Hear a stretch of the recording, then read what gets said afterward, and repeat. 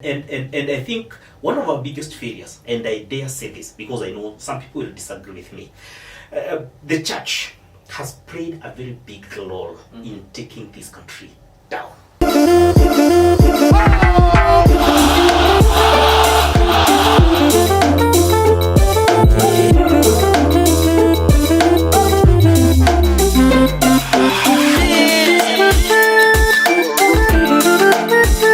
Yes, karibu sana. Hope you've been well. This is the first episode of Vile IKO podcast. Remember, tuko ndani ya 31 Media Studios. Unaendelea kututizama na remember to subscribe. Mambo mengi ambayo tutakuwa tunaongelelea hapa hivi kwa hii podcast, and whatever we are going to speak about, mostly tutakuwa tunaangazia sana kuhusiana na mambo na siasa na vile situation iko in the country. Kwa hivyo endelea kusubscribe. More of content is coming through. My name is Kamau, and today tuko na privilege ya ku have one of the, I don't know, he holds a lot of titles, mambo mingi sana, especially when it comes to politics, ikikuja kwa mambo ambayo yanahusu community, ni mambo mengi sana. There are so many titles that ana hold, na ningependa aweze kujiintroduce leo ndio tuweze kuingia into whatever we are going to talk about today. Karibu sana. Asante sana. Nashukuru. Karibu sana. Kwa majina naitwa John WANJAU. Mimi ni mkazi wa Laikipia. By profession mimi ni mwalimu. I also do a lot of community work, na pia maneno mingi ya siasa, ya ukulima, ya ufugaji, na pia recently tumekuwa na a lot of passion kuhusu maneno ya climate change. Wow. Kwa hivyo kuna mambo mingi sana ambayo tutazungumza siku ya leo, na nakaribisha kila mtu. Karibuni and subscribe ili tuweze kupelekana hii safari. Yes, it's been long. By the way, I think the last time tulipatana ni wakati tulikuwa kule Sawanga. Yes. That's the time tulikuwa tuna broadcast kutoka Sawanga FM. Yes. And I think that's the last time tulipatana. Yeah. It's been long, some few months ago, and I know umekuwa fiti. Nimekuwa fiti. We've done so much for the community. Yeah. We have also made some progress hapa na pale. Yes. Na hayo ndio mambo ambayo tunataka kuzungumzia, na pia nchi imebadilika in one way or the other. You know last week ilikuwa kidiwali. Yes. Some people waliweka kidiwali na nikasikia kuna abrakei. All of a sudden tumetoka kwa Rigathi tumeingia abrakei. Yeah. These are situations ama ni mambo ambayo yanaendelea kubadilika. These are some of the things that we are going to talk about. Yes. Lakini natumai unaendelea vizuri kule Sipili mko sawa? Sipili tuko sawa. Olmoran ward. Within Laikipia County. Kazi tu. Na kushughulikia wananchi kwa sababu we asked for it. Now we are doing it. Yes. Na what you've touched on, the change in the deputy presidency in the Republic of Kenya. I think as Kenyans, especially sisi watu ambao wanatoka Murima, we feel a bit betrayed. Because we voted a joint ticket ya watu ambao walifaa kutuserve miaka 5. Yeah. For the 2 years they've done between little and nothing. Na sasa they want to castigate one as a deputy kwamba yeye ndiye amefanya wakose kufanya kazi, but we give them hiyo benefit kwamba now mumesema alikuwa kizingiti. Now go out and do the work. Sasa tuna expect kazi ifanyike. Actually hata wabunge wetu, our local MPs, nafikiri Laikipia tuko na wabunge kama ndio. We have the women rep, the Laikipia North, East and West. Wakati walivote yes kupeleka Rigathi nyumbani, walituambia amekuwa kizuizi cha maendeleo. Wasipoleta maendeleo, mimi nakwambia I have been around in these villages and people feel betrayed. People feel left on their own, and they want action. Yeah. Wanataka serikali ambayo itawafanyia kitu. Na the government ambayo tuko nayo, I think it has perfected so many things, including taxation. Yeah. Ushuru tunalipa sawa. Vile inafaa. And then these guys are obsessed with the new things. Yes. I don't know what they really want. Because if you look at the kind of things that are going on, one, tumebadilisha jina NHIF, tumeenda SHIF. Yeah. Nafikiri tumebadilisha pia the model ya HELB. Now we have a new thing ambayo hakuna mtu ambaye anajua. New college university funding model. A new funding model ambayo mpaka saizi hata wenye wanakuwa haieleweki. Even the name nobody knows. No, hakuna mtu anajua jina yake. By the way, following another case, unapata kwamba kuna mtoto alifanya vizuri sana na alikuwa alikuwa amepatiwa sponsorship kwa shule ya academy ama hizo private schools. Lakini unapata kwamba kwa sababu alikuwa anasomea private school na alikuwa ametoka kwa familia chini sana akapatiwa sponsorship. Hii funding model inamweka kwa sijui zinaitwa brackets. Yeah, they are called the brackets. Inamweka ile ambayo anafaa kulipa I think everything. Yeah, 180,000. And the only thing ambayo let me say this. Our government has refused to accept a few things. Number one, I may be a parent to a kid who is going to university. If you look at what I have, look, I may be a business. I want to use the example of a business person or even an employee, probably a government or even a parastatal or an NGO employee. Let's say my payslip says that I earn 100,000. What you need to understand, or what the government is refusing to understand is this. Number one, from the 100,000, I have taken a mortgage. I'm paying for house ile nyumba hawa watoto wanaishi hata sio the house levy. Before we even wacha tutafika kwa house levy. This is what we need to understand. Ili uniweke kwa hiyo bracket 5 ambayo unafaa kulipa kila kitu kwa sababu you think I earn so much. This is what they need to understand. I want to take an example a guy who earns 100,000. 20-30 from your basic is 100,000. Ukitoa taxes na kila kitu you have your 70,000 70 something thousand. 20 uko na nyumba ambayo umejengea watu. So you pay a mortgage. Kutoka hapo maybe you have a small car ambayo una repair.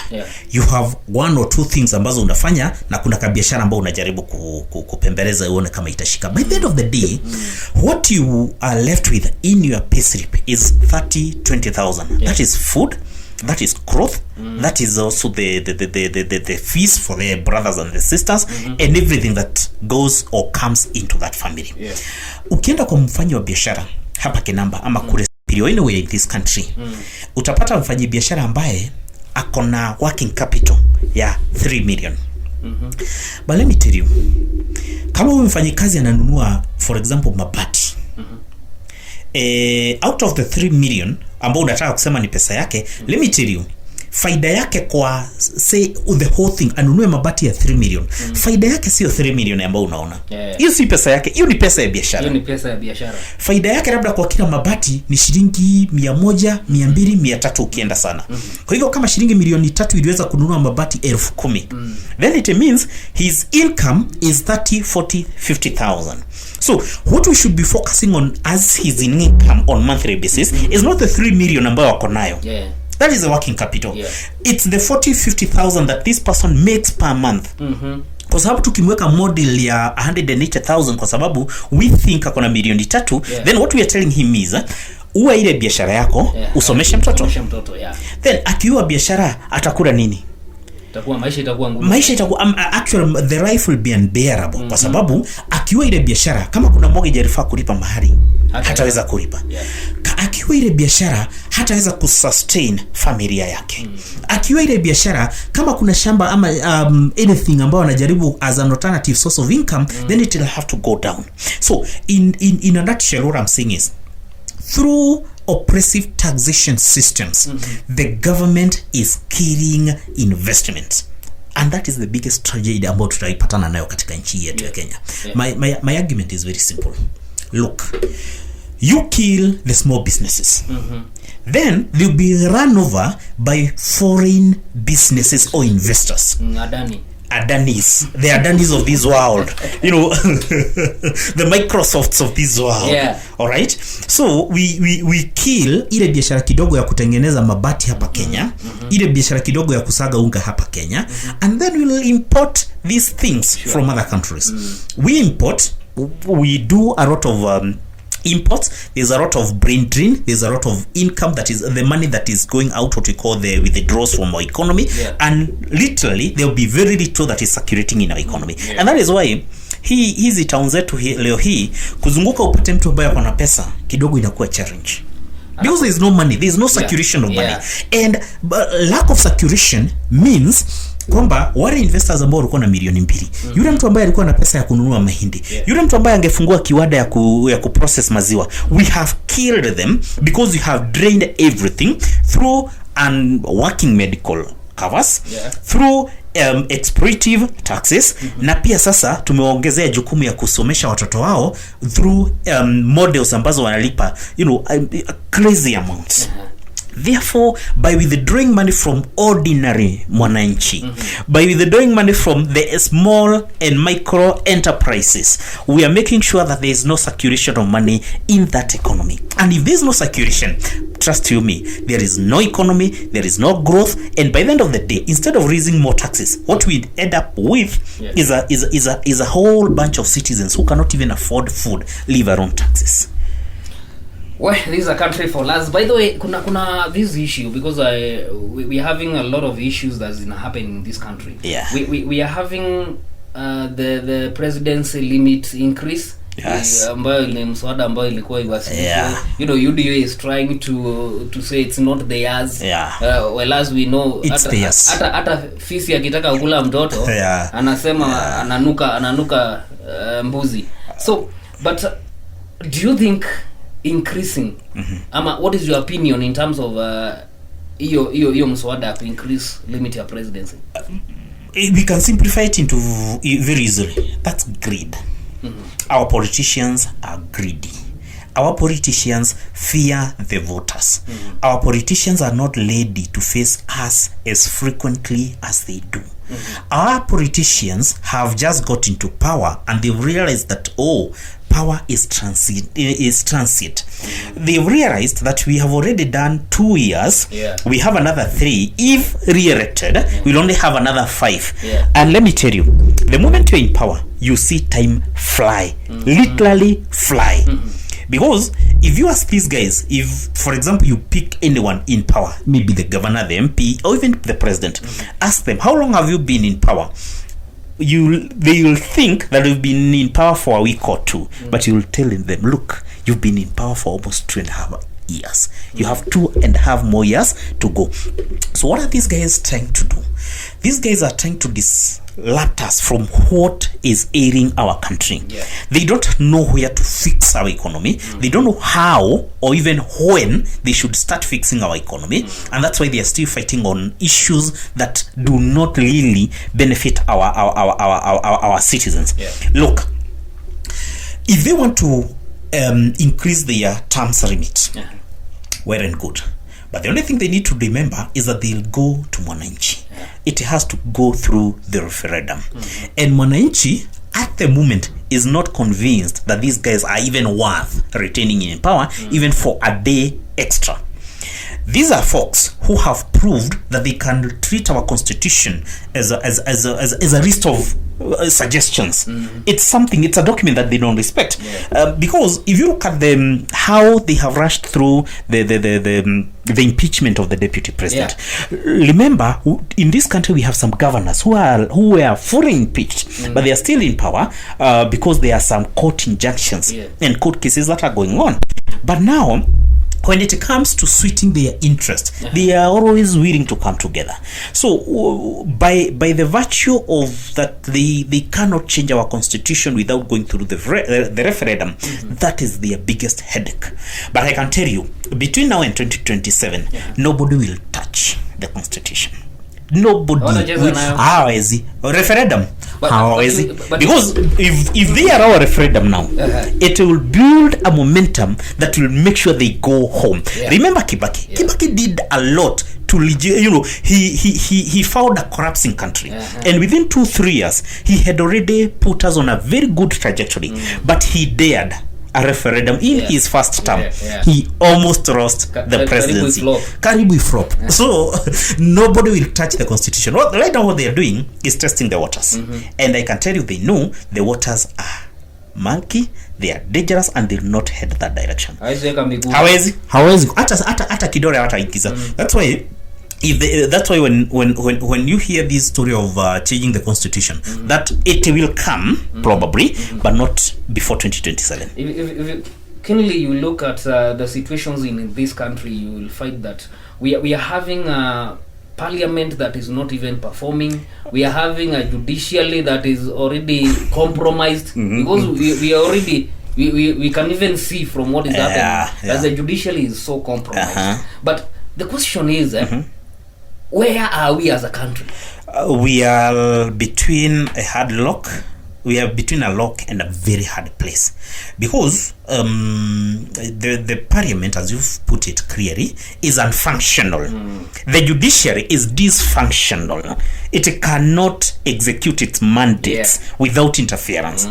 Lucky for us, the judiciary can sometimes bite when they want, but the parliament is dead as dido. There's nothing you can do to the Kenyan parliament today to revive it. We had some hope on the senator, but they seem to be the birds of the same feather. They are the two sides of the same coin. And when the presidency captures the other institutions, then we have a big problem. Let me tell you, without a functional parliament, with a dysfunctional judiciary, then the presidency, they are at will to do as they wish. That is why they will sell our national assets. They will, privatize various institutions, various parastatals, without going through the legal processes, without public participation, without involving the stakeholders. Today, we are talking about letting out our biggest airport, our international airport, to an individual. And for 30 years. For 30 just 5 years. For 30 years. Yes, we are willing to give away. We are willing to sell our countries, just like it was sold by our forefathers. You listen to the stories of how the colonialists came our way. Some pieces of rags were exchanged for a garment, a piece of cloth. Some were exchanged for a gun or even a sword. Or even a Bible. This is exactly what we are doing. So it's history repeating itself. And I think one of our biggest failures, and I dare say this because I know some people will disagree with me, the church has played a very big role in taking this country down. Yes, because church gives us moral compass. The modern church has refused to give us the moral compass. They've gone to bed with the politicians. Today, if all you need is some coins, and then you have all the platform in a podium, in an altar, to say whatever you want. The biggest insult in this country are done in the altar. Today, the church does not care where you get your money. We are no longer in the eras of Joya, Leverett Joyas. You are no longer in the eras of Kaisa. We are no longer, in eras of where morals guided the church. Today, it's a question of how much do you have. We have monetized everything, including our conscience. We have monetized everything, including the justice system in this country. And once the moment the justice is for sale in any country, then we are lost. I've kindly watched what happened in the American system. The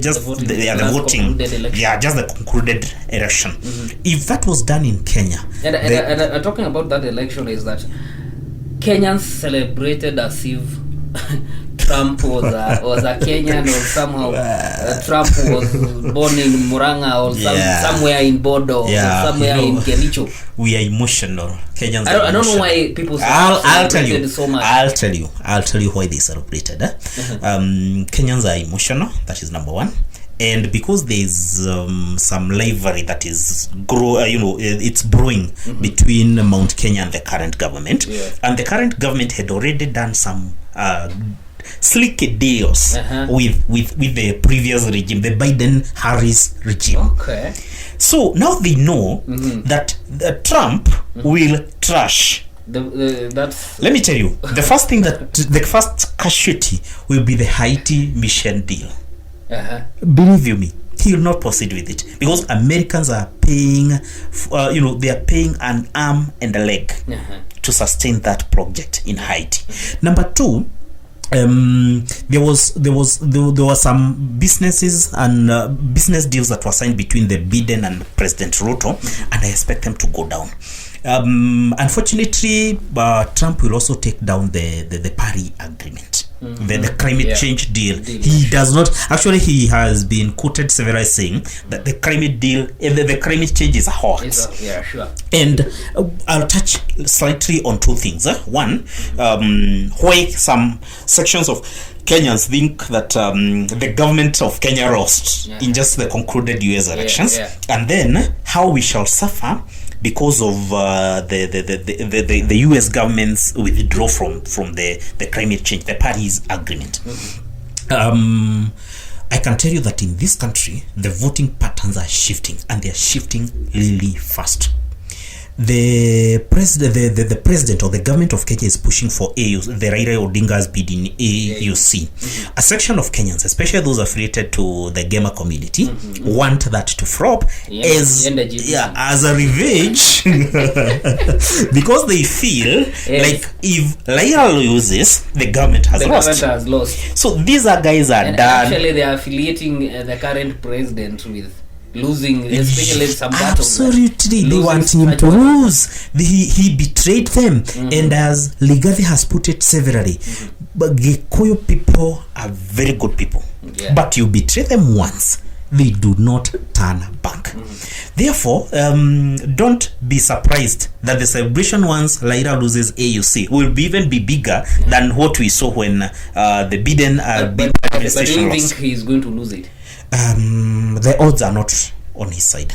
The odds, they do not look good. His chances do not look really good because of several issues. Number one, the president and the Kenyan country does not look so good at the continental level. The image of this country is not that appealing at the continental level.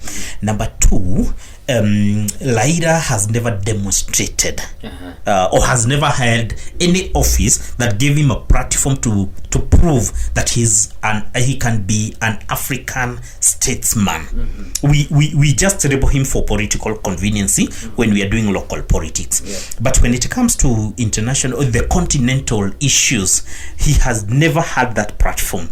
He has never been tested. But the Djibouti guy has had all these platforms. He has addressed various meetings on continental issues. This guy, he's conversant with the African policies, the intergovernmental agreements and everything that goes on between various countries. And then he's an Anglophone. He is fronted by countries that speak French and again the Arabic countries. Therefore he has a base. So will the Kenyan government help undo that? It's an issue that we may have to see and wait. But Kenyan government is used to pouring money. Well, we are talking about presidents. You pour money to poor folks in Muranga, in Nyahururu. Don't you think like they don't? The Kenyan government does not have money to bribe presidents. We are that poor. Oh, we are absolutely we are absolutely poor. I say this in Masikini. No, we are poor. I can tell you today, the national government has not limited the money to the devolved functions for almost 4 or 5 months. Then where do they get money? And even if they tried, bribing these folks, we are talking about 54 heads of states. These are not members of parliament to bribe with 100,000, 200,000 to pass a bill in some hidden toilets. No. We are talking about heads of states, and the way they vote, that is their government position, not individual position. It's a country's position. Therefore, you may have to bribe a whole country. You may have to bribe a whole cadre of top readers. Now, the second part of Trump's winning this presidency is something that really touches me because it's on climate change. The guy does not believe that we have climate change. He believes it's a hoax. He thinks that it's a creation to siphon money from the American people. And especially the American, because they pay much of the money. Then the Kenyan government had also been proposed as a NATO ally, that is what we call non-military NATO ally. They are going to lose that. America is not interested in Trump is not interested in advancing the NATO the NATO agenda so much. He doesn't care that Ukraine does not lose to Russia. All he wants is the war must end. Yeah. So for the Biden and Kamara, what they wanted is that Ukraine wins. Trump doesn't care who wins. Yeah. He just wants that war to end. He will also be putting out the American soldiers from various international missions. That way, we lose quite a lot. Then the American government was interested in building a base in Kenya. Yeah. I can bet he will not build it. Yeah. So we lose in all those areas because we may see it as a very bad thing, but I can tell you, for example, in Laikipia, the Nanyuki economy, 60-70% is supported by Batuk. Yeah. So in as much as they have their negative parts and all those bad things they do, but I can tell you they sustain the economy of that country, that town, and that's why it is still flourishes, despite that it does not have even a single industry. Yeah. It's not a transit to any major destination. It does not have any major industry, but the town is still lively day and night. Now, let me touch a bit on climate change. Yeah. Because there's another issue. Of course, other governments, other than the American government, will continue supporting the climate change. Of course, we will still sell carbon. Of course, I'm expecting, because recently you've seen Sahara Desert flooding, especially the upper side from Morocco and the northern West Africa. That one spells a doom for the Southern American continent, because what I can tell you is that the Sahara, there's a huge relationship between what happens in Sahara and what happens in the South or mid South America. Because for one reason or the other, there's a lot of dust that is thrown by the weeds, the strong weeds, from North Africa all the way to the Central America. And maybe in future they'll have to address that. They'll also have to insist that we curb climate change, because again we have seen that the ice in the ocean is really melting. And some countries like Indonesia are considering shifting their capital cities, because they project by 2040, 2050, if nothing is done, then some towns will be submerged in water, just as we read in the history books in Egypt during the Alexander the Great era, where some towns today are submerged in the ocean. Ziko ndani ya ocean. Mahali mlikuwa mmejenga town yenu, sasa iko ndani ya maji. So in future, if we don't address this issue, hata a town like Mombasa, one day unaweza pata it's now a lake. I mean an ocean. Maji ime submerge kwa ocean. So coming back to Kenya, because you've touched one issue that's so critical. Yes. How are we all? What is the state of the country? Miserable. Let's start there. Our situation is miserable. So how has it affected the functions, or how have it affected in matters of development? It affects matters of development in almost everything, because that means that the government, the county governments cannot spend much. Number one, they don't have money to pay their bills. Number two, they don't pay the salaries. Number three, even what they had budgeted, the project that they had proposed to finance during the year will not be done. And you see, some of these projects are quite time sensitive. Look, let us come to let's take it like Laikipia as a case here.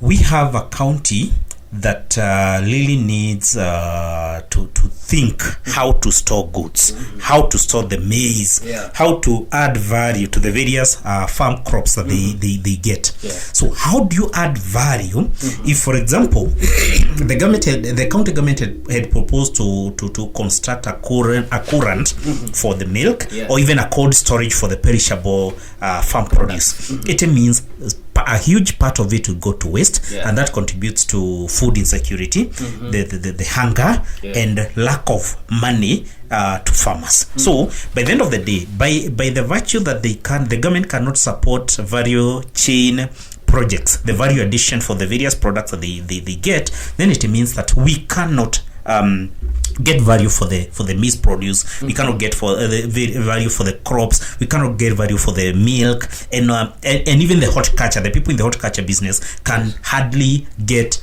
their products to market on time.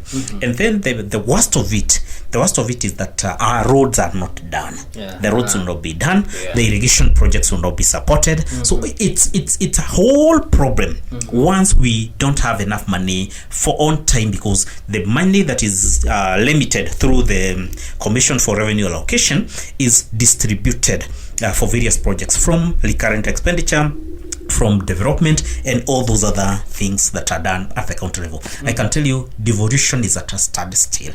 Nothing is going on. And you can be my witness that around our place, there is nothing much that is going on, because there is no money to do the work that is expected to be done. And the moment the year crosses, then they will be thinking about the next project, the next financial year, and then everything, all the time, all the projects get lost in the woods. Let us take into the projects that you have undertaken. There's a project that you are doing currently. Matters on climate change. Yes. Hiyo ni moja hapo zile projects ambazo unafanya kwa saizi. And I've seen you in a couple of probably events. Kuna mahali nimeona mnapeana jiko. Yes. And it has also raised some issues and some questions on the same. So would you mind telling us what is the project exactly? Ndio hata wana Laikipia watu wanasema tunapeana jiko, so tunaharibu mazingira. Yes, mnaharibu mazingira. So you are facilitating kukata miti na kuchoma makaa. So every project will always have its advantages and disadvantages. And when we are talking about the energy saving cookstove, it's an energy saving cookstove. What are we doing? Tunatoa huyu mama kutoka kwa kutumia the 3 cooking stones, tunampatia jiko ambayo it conserves energy. That means, from research, it is able to reduce consumption of wood by 60%. Meaning that for every 10 trees that were fell down in a certain region, with the use of the new cook stoves, we are able to save 6 and use 4.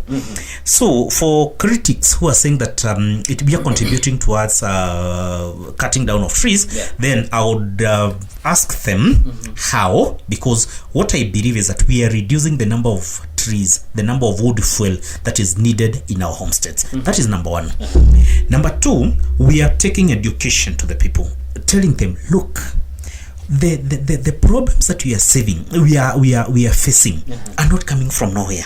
The fact that for the last 3 or 4 years we have not had enough rainfall to support our production is not a coincidence. It's not the work of the devil. It's the human activities that are degrading our environment. And by doing that, we encouraging them to start planting more trees and reduce or use energy saving methods to cook, because people have to cook. And by that project, we are able to tell people, look, we can do something. We can contribute towards reducing the climate change. Number 2, we are also bringing a huge investment into our county, because I can tell you that in our objective when we are doing this energy the climate change project, we are looking into supplying in excess of 100,000 cook stoves to various families across Laikipia, because in Laikipia we currently have around 160,000 households. We want to take as much as possible, as many as 100,000, from using the 3 ordinary cooking stones, which consume a lot of wood. By doing that, they'll get money. How? Because we are supported by an organization of business people from Dutch, whom we have agreed. And I want to be very basic with information. How does this work? We have a bunch of industries or industrial people somewhere in Europe who are doing the phones, they are doing the computers, the vehicles and everything. Therefore they are emitting a lot of gases, especially the carbon gas. And our trees normally harvest it for photosynthesis. So what are we doing? We have a trade in. This is not I usually tell people this is not what we call the donors. These are not donors. These are investors. So what do? We breach that one because as per our Paris Agreement 2015, it says that by 2034 we want to achieve net zero in carbon emissions. What that simply means is that if you are emitting 1 million tons every year, then we should find a way of sucking it from the 1 million tons from the air. How do we do it? Industries will emit the gases, then trees will suck it, and then it deposits it at the stem. Therefore, by the end of the day, we're able to help them. So what are our gains? Our gains is that there is a calculation of the amount of carbon. Look, I have told you that for every 10 trees that will be felled in a certain village, using the 3 ordinary cookstoves, if you use the energy saving cookstoves that we are giving you, then you will need 4 and save 6. Then, depending on the size, the diameter, and the number of trees that we have in a certain area, we are able to calculate the tonnage that they're able to remove from the air and then store it in their stems. That is what we are paid for. So you are part of an investment in cleaning air. So our farmers, our people, our mothers who are taking these energy saving cookstoves will be paid money. Wanalipwa pesa. Watakuwa wanapata pesa through zile vikudi because every year the 6 trees out of 10 that we are saving every year are helping to achieve the net zero. Where is this money coming from? Because this is another story that I've heard in the villages. Hii pesa tumesema kwamba the investors are making profit because they are in the manufacturing industry. Then a section of that money is supposed to be directed to those who are helping achieve the net zero. If you don't do that as an investor anywhere in the world, by 2034 the world agreed during the COP28 that was done in Dubai that if I manufacture vehicles and I do not help restore the biodiversity, help reduce the issue of climate change, then my products will be taxed, something they call the carbon tax, up to 60%, which will make my product very expensive. That means if I was making a phone worth 10,000, after the carbon tax, that phone will go for 16,000. Nobody will buy them from me because other guys are selling phones that do not have carbon tax. Therefore, I would rather get a group of people, I would rather find a mechanism to contribute towards the net zero. So one, watapata pesa. Number 2, we are reducing the man hours that people spend looking for firewood. What we are saying is that if you needed 10 maybe let's say a ton of wood fuel every month, then a ton is around 1,000 kilos. Then per month you will need 400. That means you don't need to collect a lot of woods. That means if you normally buy your wood, then the wood fuel, then you need less money. And the most important thing that I like about it, because we are brought up, our food was made from the cooker, the wood fuel, I'll tell you is that it reduces the diseases that comes around from burning different types of trees. One thing ni kwamba those trees ambazo huwa tunachoma zinatoa moshi, and I can tell you God took his time to create an African woman. Those human beings are superb. Kahara, huyu mama macho yake imepigwa na moshi ya literally all types of firewoods, trees, mpaka the poisonous ones, mpaka hii misokoro, the mishakwe.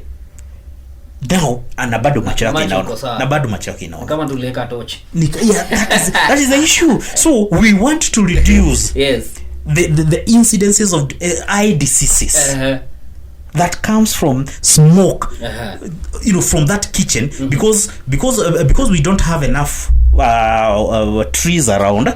Now they don't have a choice. You know, kitambo they would choose which tree to fell and which one not to. Today it's anything.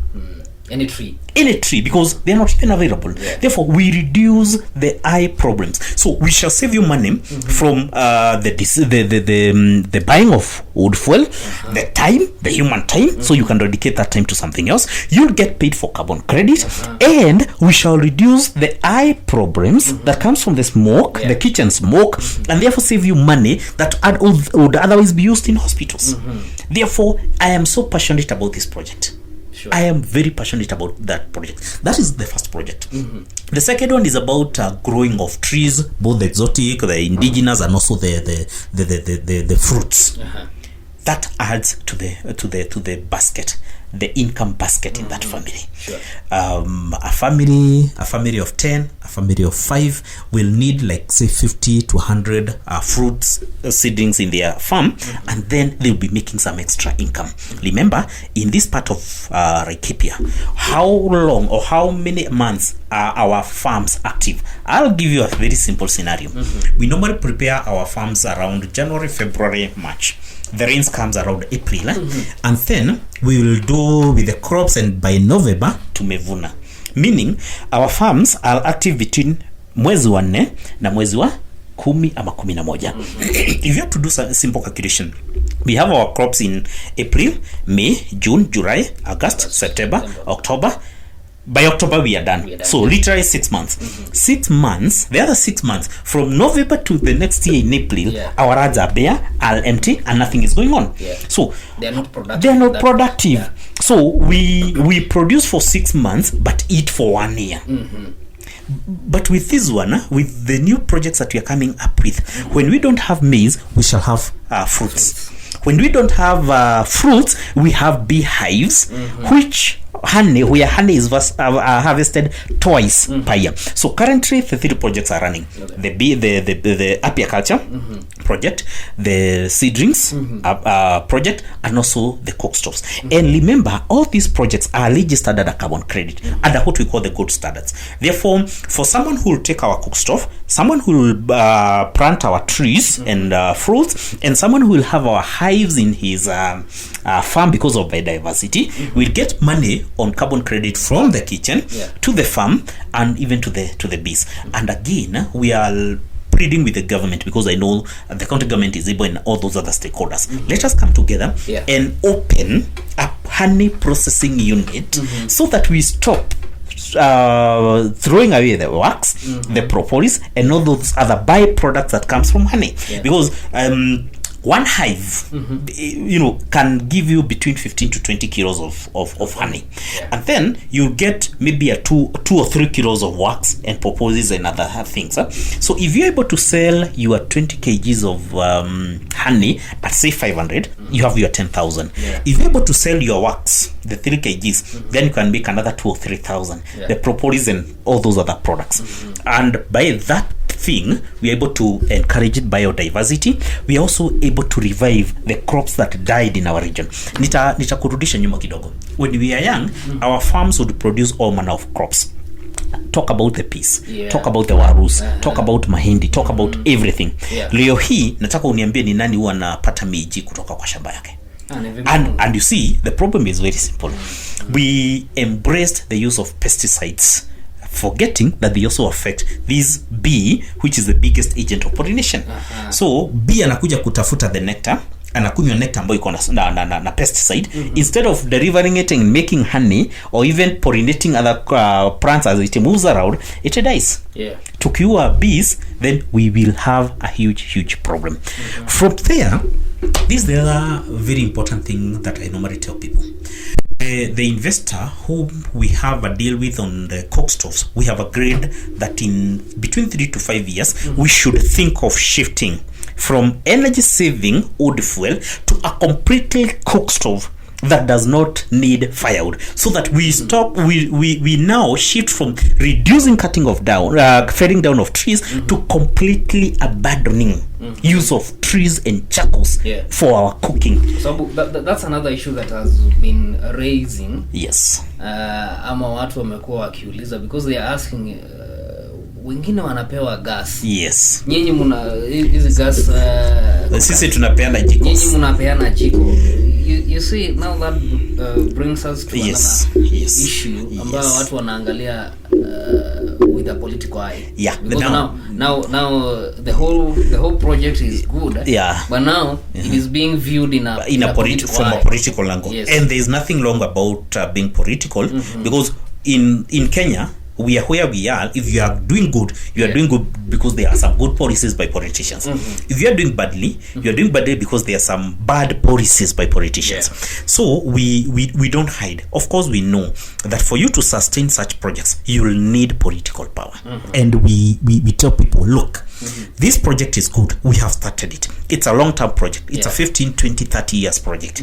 Without political powers to defend it, then someone may come and trash it. Just like we are saying, Donald Trump does not believe in climate change. He will trash all the Paris, the climate change Paris agreements. So if we are trying to put Laikipia, at a place where everyone believes or understands that we can contribute immensely in climate change and benefit from it.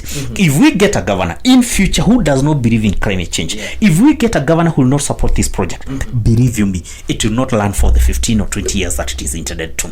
So watu wanasema tungekuwa tunapeana gas. That's basically something that I know. I have had it because I'm in most of the political groups, WhatsApp groups, and people are asking like, why not do gas? Why not do gas? Kwa sababu our target is the ordinary Laikipian. I suppose you come from a village like me. Luckily for me or you, watu wagufa. Luckily for me or you, labda umenunulia mama yako meko ama gas. It could be. Bado anaamka kuwasha jiko ama moto ile ya kawaida. Not sometimes. Let me tell you, our mothers believe in firewood. Our mothers believe in that cooking place. Ukimnyaganya jiko ama hiyo kuni saizi ya kuchoma ya kupika asubuhi ama jioni, utakuwa umemaliza huyo. There's some who even say that hiyo gari haijaiva before ipikwe na kama haijapikwa na ile kuni hajaweka kuni. So we are introducing change. You don't be drastic. Be slow. If you want them to adopt it, be very slow. Let me tell you, na nataka mtu aniambie a normal home in the village ambayo wako na gas pale, hawakuwasha jiko na hawakuwasha moto pale kitchen. It does not happen. Wengine anasema hatuwezi choma mahindi na that gas. Is it. So by the end of the day is that I believe hata kama utapata gas bado utahitaji jiko. Jiko is that basic. But you cannot warm your house using the gas. Therefore you need that jiko. You need the cooking place, the fireplace. Then the other thing is this. Nafikiri kila mtu aishi kwa standard zake. Leo hii ukisema ni kutumia gas kupika githeri, kupika kila kitu, then that meko will not even go for 2 weeks. Sure. So yule mama ako pale kijijini, ako na 1500 ama 2000 za kurefill hiyo gas after every 2 weeks. The jiko with the current economic situation, the jiko is a bit economic by far actually. It is quite economical. And one last thing, nimesema we are not donors. We are partners in investment. And the LPG, the liquefied petroleum gas ambayo ndio tunaita meko ama jiko ama gas ya kupika, has not really been labeled as a crime, as a clean, and it's clean in quote, but it has not been labeled really as clean because it has some elements of fossils. It's part of the what we call the fossil fuels. It is produced hand in hand with the petroleum, the diesels and the rest, which are considered harmful to the climate. Therefore, if you're looking at an investor who is into carbon credit, then this folk will not be interested in LPGs. They are interested in cutting down of trees. Therefore, because of our economic systems, because of our traditions, because of how we do things, then we feel like an energy saving cookstove is a gradual change towards clean energy. We want to drive our people into clean energy. Yeah. We don't want to burden them with refilling and rebuying and restocking these LPG things. Yeah. So for those who feel like the gas will do better, well and good, wakuje. Huwa tunaambia watu, and actually that has always been our message. Hiyo mikono ambayo imepokea jiko leo, ukiletea inaweza pokea gas. So sisi tukileta jiko, instead of criticizing us, enda hata wewe ulete gas. Ukipata hiyo bomba iko na gas, enda ulete buzi. Ukipata iko na buzi, enda ulete ng'ombe. These people, our people are very appreciative of the little things that they get. Yes. Therefore, we don't need to fight, we don't need to compete. We are into carbon credit, the clean energy business, and this is how it is done. It is done gradually, and I believe, and I can tell you with a lot of authority, in the next 4-5 years tutakuwa tuna replace hiyo gas na hiyo cook stove, hiyo jiko na an energy cooking system ambayo inatumia solar. And by God's grace, next year we shall be testing it in institutions. Okay. Tutaita hawa watu in some institutions like schools. Then we shall be piloting on that project. Okay. Tuonyeshe kwamba it can be done. Na hii shida ya hii kidogo ni kwamba now it will need backing ya stima. It's another challenge because you can imagine the electric bill kama mtapika na stima. Okay, so we need to do thorough testing. We need to do a very good modeling so that tutakupatia jiko ambayo au cooking stove ambayo ita rely 100% on solar so that we reduce the cost, the electricity bills and other costs that you may incur along the way. Then lastly, ukumbuke ukiwa na gas, you need that cooker. Yeah, they are not very long lasting. They normally spoil, they normally destroy. How many families will afford to buy new ones every now and then? So wacha tupeleke, turuhusu watu ambao wanatu criticize, waturuhusu tupeleke watu na peace yao. Jiko is more reliable, it's sustainable, it is economical, and therefore it can be used for a longer period.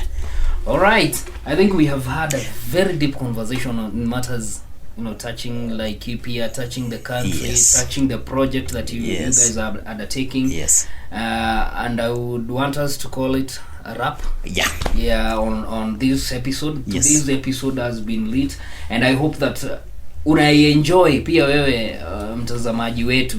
Unaienjoy. We are not used to kutazamwa. We are used to kusikizwa. We are transiting pole pole, and we are doing transit pole pole. And I believe we are giving the best we can. Na hapa that one media, they are giving you an opportunity ya kuja kushoot your podcast. They'll give you the best of podcast shooting facility, and also they have a music studio. This is one of the projects that we have undertaken. We realize that our generation and mostly unapata kwamba vijana wenye tuko nao, some of them may have talents in music, but unapata kwamba they have to travel all the way kutoka hapa kwenda Nakuru. Actually they don't even know where to start. Therefore giving them an opportunity, and we are grateful that we have somewhere we can incubate our young talents. Na tunasema a talent is not necessarily music. You can be an actor, you can be someone who can do some skill, can do some skits, some poems, anything that you can do, because today the young people are employed in communication. And I can tell you, after the invention of wheel, the next thing is communication. Communication is huge. It has the market is wide, and we look into future in nurturing young presenters, people who can go down there and bring us a story, community journalists, because there's so much down there. And so if you have some guys, the untold stories, so many inspiring, scaring, and also some that are very entertaining. So we are thankful. We support each other, we come together, and one of these days I hope that we shall come together, we shall sit, and then we can see how we can narrate our story on the journey on climate change and all those the successes and also the challenges that we face. All right, and today that's a wrap. Tumekafunga. My name is Kahara Kamau, and we have Our guest leo alikuwa bwana Wanjau, and I believe that you have heard a lot about politics. Tumeongea kuhusiana na project that they are running, na tunajua kwamba a lot of things are in store. Kwa hivyo tunakuuliza, keep on subscribing, keep on viewing our content, keep on following us, keep on commenting. Achilia comment pale, even on the conversations that we have had today. Unaweza achilia comment pale. Unapo subscribe, share to your friends. Let this vibe continue mpaka ifike to a point that we are all together, tuko pamoja. We can even share a common thing out of this content. Kwa hivyo, it's a wrap for today. This is being the first episode of Vile IKO Podcast. Till next time, Iko fiti.